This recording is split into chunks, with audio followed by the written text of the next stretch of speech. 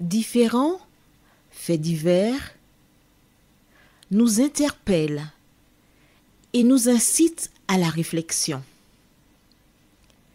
Ils annoncent un événement imminent et d'une grande importance. Mais comment l'analyser?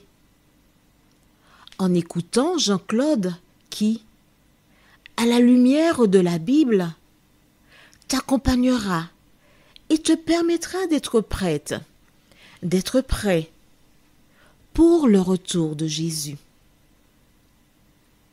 Note que les éditions spéciales sont disponibles sur YouTube. Quelle est la réponse 2? Le 2, c'est le chiffre. Je te salue fraternellement en Jésus-Christ, le Sauveur du monde. C'est Jean-Claude qui partage avec toi cette nouvelle série qui s'intitule « Découvrir la vérité ». Marco et Jean-Claude, nous sommes toujours là avec toi. Tu te rappelles? Je t'ai raconté précédemment comment le pardon, c'est quelque chose qui libère. Quel que soit le problème que tu as rencontré, tout ce qui te reste à faire, c'est de tourner tes regards vers Jésus. Faire ce qu'il dit de faire. Et il s'occupe du reste. Aujourd'hui, nous verrons, il vous fera remonter. Juste avant, prions. Notre Seigneur, notre Dieu, quel bonheur de marcher avec toi. Bien des personnes ont développé des ulcères, des gastrites d'estomac, parce qu'elles ont voulu garder et n'ont pas voulu lâcher prise. Mais tu nous montres comment, lorsque nous nous appuyons sur la parole, tu nous fais du bien. Alors que nous découvrirons la suite de ce beau récit, que le Saint-Esprit continue de nous instruire, nous t'en prions. Au nom de Jésus et pour ta gloire éternelle. Amen. Nous lisons au livre de Genèse, chapitre 50, toujours, versets 20 à 24.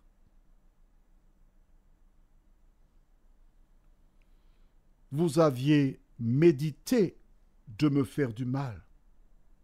Dieu l'a changé en bien pour accomplir ce qui arrive aujourd'hui, pour sauver la vie à un peuple nombreux. Amen. Mon ami, toi qui es victime d'injustice, je t'invite à voir la main et la puissance de Dieu. Joseph, qui a une relation personnelle, individuelle, particulière avec Dieu, est en mesure de dire, vous aviez médité de me faire du mal. Mais Dieu l'a changé en bien. Mon ami, tu ne vois pas encore le bien. Tu es toujours dans le mal. Mais Dieu veille sur toi et il ne t'abandonne jamais. Verset 21. Soyez donc sans crainte. Je vous entretiendrai, vous et vos enfants. Et il les consola en parlant à leur cœur. Waouh, waouh, waouh! Il est l'avant-dernier, Joseph. Et il dit, je vous entretiendrai, vous et vos enfants. Donc vous, vos femmes, vos enfants, je vais m'occuper de vous. Quel homme de Dieu est une femme, un homme de Dieu? Il va prendre son argent, ses biens, pour nourrir des personnes qui ont. Est-ce que tu réalises là? Joseph n'était pas attaché au bien de ce monde. Joseph était attaché à l'Éternel des armées. Et c'est parce qu'il était attaché à l'Éternel des armées qu'il pouvait dire, je vais m'occuper de vous. Je vais m'occuper de vos femmes. Je vais m'occuper de vos enfants. Soyez sans crainte. Et il les consola. Mon ami, avais-tu déjà vu cette subtilité dans la Bible? Est-ce que toi, tu es prêt à t'occuper des plus âgés que toi qui t'ont fait des injustices? Tes parents sont morts. Tu as une grande sœur qui était méchante avec toi. Un grand frère qui était un scélérat. Ils n'ont pas d'enfants. Ils vivent misérablement.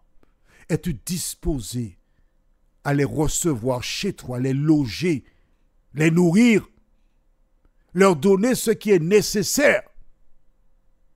Est-ce que tu es prête? Est-ce que tu es prêt à agir de la sorte? Non. L'heure est venue pour toi de lire la parole de Dieu. L'heure est venue pour toi de mettre en pratique la parole. Il a fait une promesse et il les a consolés. Car à l'évidence, ils étaient malheureux. À l'évidence, ils étaient sans force. Il les a consolés. Nous continuons au verset 22. Joseph demeura en Égypte, lui, et la maison de son père. Il vécut 110 ans. Tu te rappelles? Il est arrivé à l'âge de 17 ans. Il a vécu pendant 110 ans. Joseph vit les fils d'Éphraïm jusqu'à la 3e génération. Et les fils de Makir, fils de Manassé, naquirent sur ses genoux. Alors, Éphraïm et Manassé sont les fils de Joseph. Il les a vus naître. Puis au verset 24, Joseph dit à ses frères, « Je vais mourir, mais Dieu vous visitera, et il vous fera remonter de ce pays-ci dans le pays qu'il a juré de donner à Abraham, à Isaac et à Jacob. » Amen. Comme son père Jacob, à l'approche de la mort, il a dit, je vais mourir. Mais Dieu vous visitera afin de vous ramener dans le pays de nos ancêtres. Quelle belle promesse. Joseph s'appuyait sur la parole de Dieu. Joseph croyait en Dieu. Joseph savait que Dieu avait annoncé d'avance l'histoire afin qu'il la connaisse et qu'il l'applique. C'était une période très longue qui commencerait là. 430 ans que les enfants d'Israël passeraient en Égypte. Mais Joseph rappelait, nous sommes ici, mais nous ne sommes pas chez nous. Nous sommes des étrangers. Dieu vous visitera et il nous fera sortir de ce pays. Ce pays n'est pas le nôtre. Qu'est-ce que cela t'indique? À quoi cela te fait-il penser? L'histoire du peuple d'Israël, c'est l'histoire de la race humaine. Il ne faut pas oublier ça. C'est une illustration de notre histoire. À l'origine, Dieu a créé l'homme pour qu'il vive en Éden. Satan est venu, par le biais du péché, il a enchaîné les humains. Mais Dieu fit une promesse. La postérité d'Ève viendra écraser la tête du serpent et ce dernier le blessera au talon. Et par cet acte-là, Dieu annonçait qu'un jour, un libérateur viendrait donner la vie éternelle à celles et ceux qui se confient en Dieu. Le peuple d'Israël est arrivé en Égypte libre. Et un pharaon fera d'eux des esclaves. Mais Dieu a prévu un libérateur, Moïse.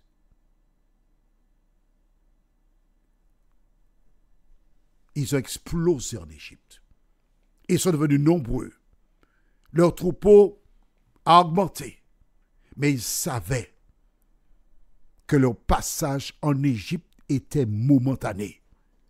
Ils savaient que le libérateur viendrait les appeler, les faire sortir d'Égypte pour les conduire chez eux, là où coule le lait et le miel. Toi et moi, nous sommes sur cette terre, mais nous ne sommes pas de cette patrie. Nous sommes ici comme des étrangers, exactement comme eux. Mais nous n'attendons pas un libérateur pour nous conduire sur notre terre, mais nous attendons le libérateur, celui qui a donné sa vie sur la croix du calvaire, afin de nous introduire dans ce monde nouveau où, selon la parole, ce sont des choses que l'œil n'a point vues, que l'oreille n'a point entendues, des choses que Dieu prépare pour celles et ceux qui l'aiment. Alors mon ami, que fais-tu? Je t'invite à réfléchir encore sur l'attitude de Joseph, qui s'est déclaré, qui apporta un baume au cœur de ses frères qui l'ont vendu en leur disant « Je vais m'occuper de vous, de vos femmes, de vos enfants. Je m'occupe de tous vos besoins. » Il n'était pas attaché à l'argent.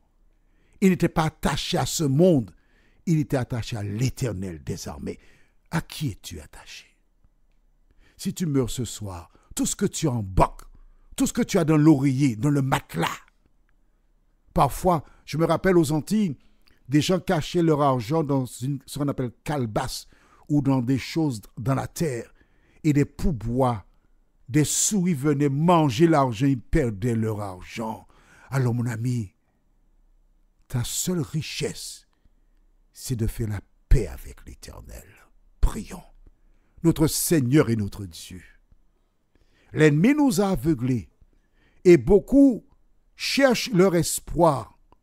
Beaucoup cherchent leur avenir dans les richesses de ce monde. Mais nous te bénissons parce que notre richesse, c'est d'avoir donné notre cœur à Jésus de Nazareth. Merci de nous aider à le garder là, nous t'en prions. Au nom de Jésus et pour ta gloire éternelle. Amen. Que l'Éternel te bénisse.